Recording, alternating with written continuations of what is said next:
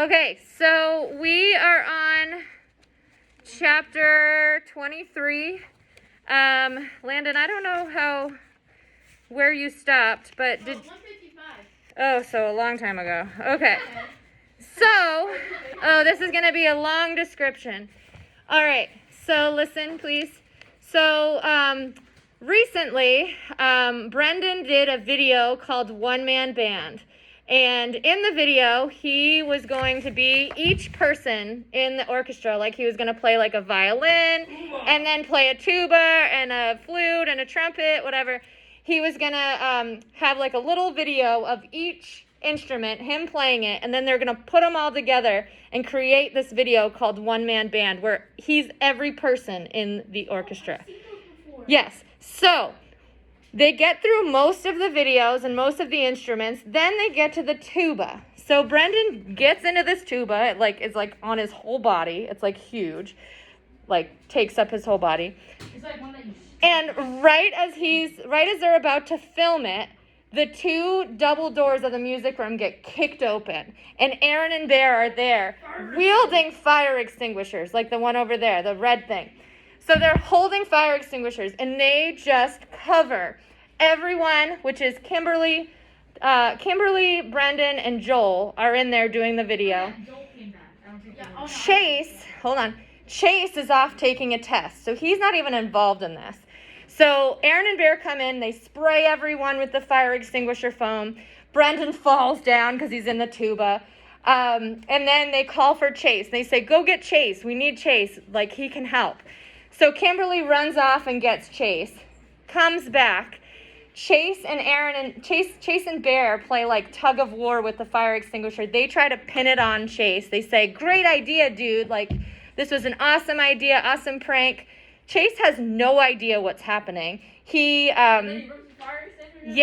and they kind of play, so they try to make it seem as though it is Chase's idea, which is hurtful to Joel and Kimberly and Brendan, obviously, because it's like ruining their video. So Chase and Bear play kind of tug of war with the fire extinguisher. They're trying to get Chase to play into it and like spray them. And Joel is on the floor because it's all foamy everywhere. And as he's rising up from the floor, the fire extinguisher, they're like playing tug of war, and then it slips out of Chase's hand and hits. Can I talk, please? This is like a long summary. Can you like let me get through it? Thanks. You can add anything later.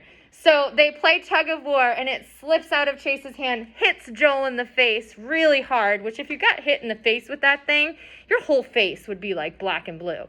So it hits Joel. Joel falls down on the floor. Then all these teachers swarm in, and they like take care of Joel. They bring Chase, Aaron, and Bear to the principal's office, so they all get in trouble for it. And poor Brendan is like still stuck in the tuba. Kimberly helps him out eventually. So then, next chapter, so that was like the crazy chapter. Then they're in Fitzwallace's office. They're in the vice principal's office. Chase, Aaron and Bear spin a lie. They say, we saw a fire, so we went in with fire extinguishers, tried to like save everyone from the fire. So they made a lie up. What does Chase do? He agrees with it. So he goes along with the lie.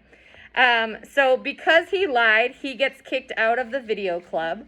And he also goes to the new doctor and gets cleared to play football. What am I missing? Anything? Oh, he doesn't like being on the football team. Yeah, he's like sad because the video club kids hate him now. He went back up onto the roof. He lied, yeah. Yeah, and he... Oh, that was messed up. His dad was like, yeah, good work, bro. Yeah, his dad is like, great job lying, basically. Why did they hit him? What? Because he lied about it. And how would he go along with the lie? Because he didn't want to get in trouble, Landon. Well, just say that he wasn't doing a test. He wasn't? He was doing a test. He also went back up onto his roof for the first time. Yep, he went to his roof for the first time.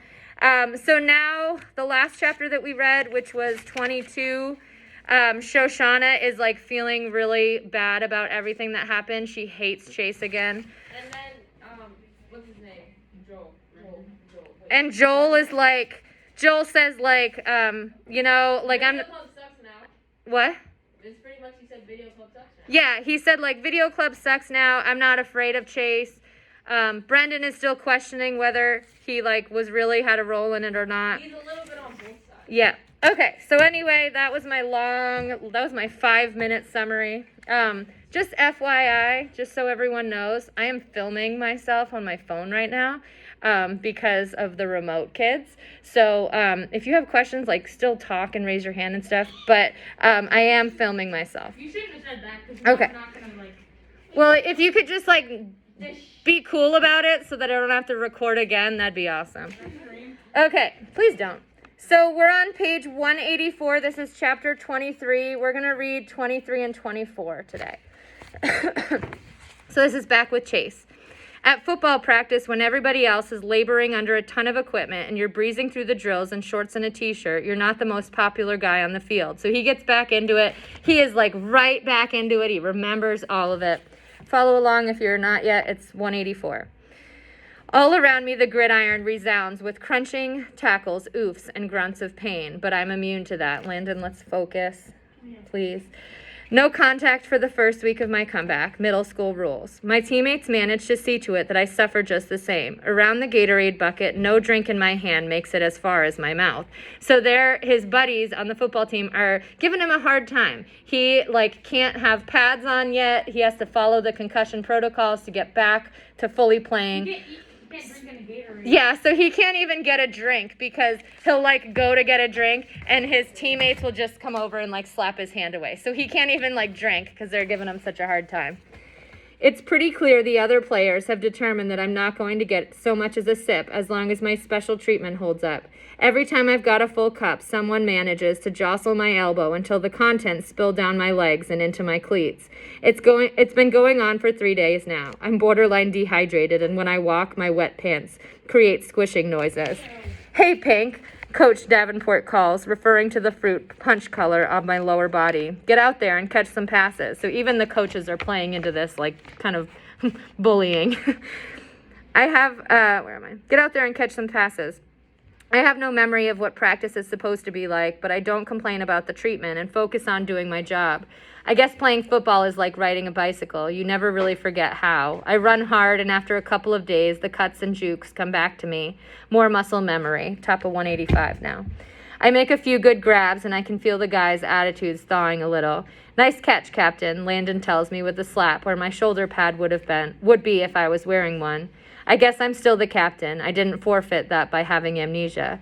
Yeah, good to have you back, adds Joey in a tone that could almost be interpreted as friendly. Remember, that's the guy that he physically fought with. So I try to turn this development to my advantage. Can I have a drink now? He laughs. Bathroom's in the field house, newbie. I hadn't thought of that. Pretty soon I'm in there, bent over the sink, guzzling water from the tap. It's better than drinking out of the toilet, which is probably what Joey had in mind. It takes a while, but Landon finally explains that this is standard procedure for anyone who's on non-contact. As soon as I'm getting tackled like everybody else, my Gatorade privileges will be restored. Football. Here's a surprise. I like it. That means everything didn't change when I fell on my head. It proves that you can be an athlete and a video club kid at the same time. Not in my case, obviously. Video club invited me to get lost, but it's possible to be both. I have no idea why more people don't do it. Maybe it's because the jocks will never find out if they enjoy doing something artsy because they'll never try it. Top of 186. And the arts kids feel the same way about sports. In spite of everything that's happened, I'm getting the hang of most of the Hurricanes. They're a rowdy crew, and sometimes the physical nature of the game spills over into the way they treat other kids, which is definitely not right. But they're giving me a chance, which is more than I can say for Video Club these days. I'm starting to see how I could have been friends with the players, with two exceptions. Aaron and Bear finally have what they wanted. My name is Mud with my new friends, and I'm back on the team. But if they expect us to be the Three Musketeers again, they can forget it. They couldn't stand to see me making a life for myself that didn't include them, so they wrecked it for me, and in the process, they managed to retarget poor Joel, who hasn't been home for 2 weeks yet. But that's not including the way they treat the residents at Portland Street. But the last straw was when they cornered me, so I had no chance but to lie to Dr. Fitzwallace to protect the three of us. Aaron's always lecturing me about friendship. He doesn't know the meaning of the word. I don't talk to them. I don't stretch next to them. In the locker room, I sit so far from them that I'm practically out in the hall. So he's really ignoring Aaron and Bear now. When we're on the practice field for the same drill, they get no chatter from me, not even eye contact. The other Hurricanes have started to notice, but they think it's funny. Aaron and Bear don't. And how much do I care about hurting their delicate feelings? Well, you could fit that inside the nucleus of a carbon atom, top of 187. On Friday, Coach Davenport runs us through a quick workout. The Hurricanes have a night game tomorrow, and he wants everybody fresh but sharp. Since I won't be playing, he keeps me out on the field while the others clatter into the locker room. 10 laps, Pink, he calls, no dogging it. The others are laughing at me and calling out mock encouragement, their revenge for my week of no pads. To show off, I kick into high gear and sprint down the sideline. One thing that's come out of this first week of practice, I've gotten really fast. None of my teammates are very impressed because apparently I was always this fast. But it's news to me, and these days I need something to make me feel good about myself. When the tackle comes, it's a complete shock.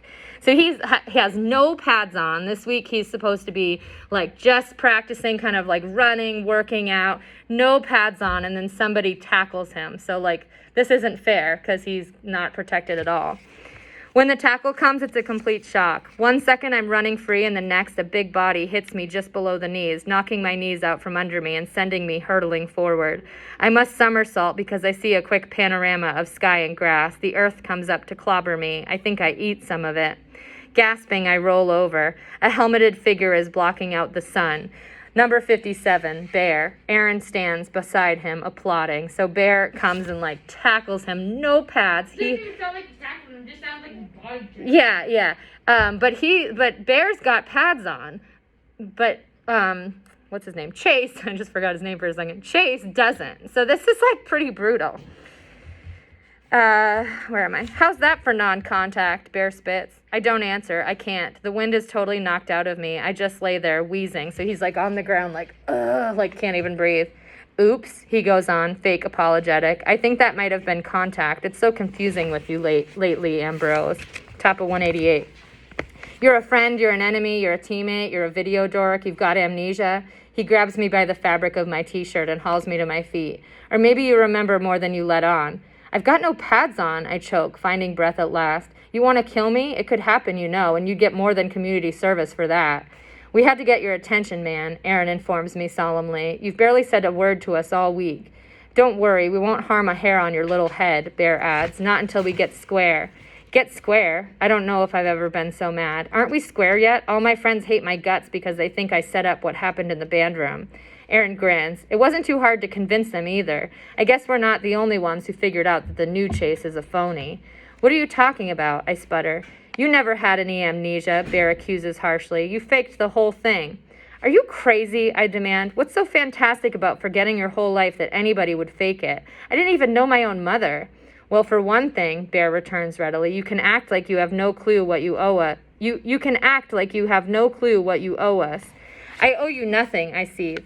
The fact that I used to be friends with you guys makes me sick. If you think you can push me around the way you do to everyone else, think again. Top of 189. There's still enough of the old Chase left to take you on. You're lucky I don't go straight to the cops and rat you out for swiping Mr. Solway's medal.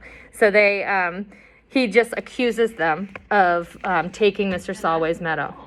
They stare at me in surprise. I can feel the advantage shifting to me, so I don't let up. Yeah, geniuses, I figured that one out by watching you prowling the halls of Portland Street, taking advantage of the people you're supposed to be helping. Give me credit for having the brains to see who's sleazy enough to steal from a war hero who's too frail to look after his stuff. Bear is still staring, but slow understanding is dawning on Aaron.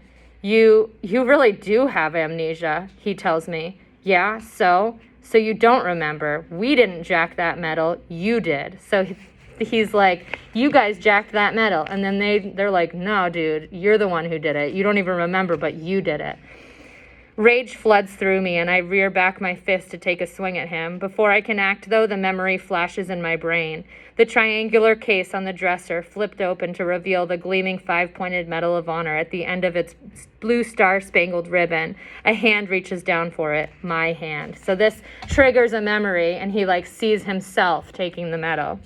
I'm totally appalled, yet it makes perfect sense. Aaron and Bear are the worst people I know, but they weren't always a twosome. They had a ringleader, Chase Ambrose. And in those days, if they were low, he was lower. Even before the memory returned, I should have known I did it. Bear's words break into my horrified thoughts. That's right, Boy Scout. This one's on you. You didn't even wait till the old Dumbledore was out of the room. As soon as his back was turned, you snatched it and tossed the case in the closet. It's worth big money, and you owe us our share. Top of 190. Three-way split. That was our deal, Aaron confirms. If we were sentenced to the Greybird Motel, at least we were going to get something out of it. I don't have it. Bear's brow darkens. Don't lie, man. I saw you jam it in your pocket and walk out of the building. No, I all but whisper. I mean, I might have it, but I don't know what I did with it. And if I do find it, it's going back to Mr. Solway. Maybe I used to be a crook, but I'm not one anymore. Aaron steps forward. Fine, you're better than us now. You're a saint. But when you took that medal, that was the old you and the old rules, so it belongs to all three of us. You can't do anything without our okay, and we don't give it. He looks totally serious, like a lawyer reading a contract. You make a move without us, you'll regret it, Bear adds threateningly. I regret I ever met you guys, I shout, hoarse with emotion. I wheel away from them and flee for home, not even stopping in the locker room to shower and change. I have to put as much distance as possible between myself and those two. As I run, hot tears of shame are streaming down my face. Since my accident, I've heard a lot about the person I used to be. Never did I imagine this. I sprint harder, accelerating onto the sidewalk, outpacing even the most intense drills from practice. It's no problem escaping Aaron and Bear, but I'll never be able to get away from myself. All right, we're going to do the next one.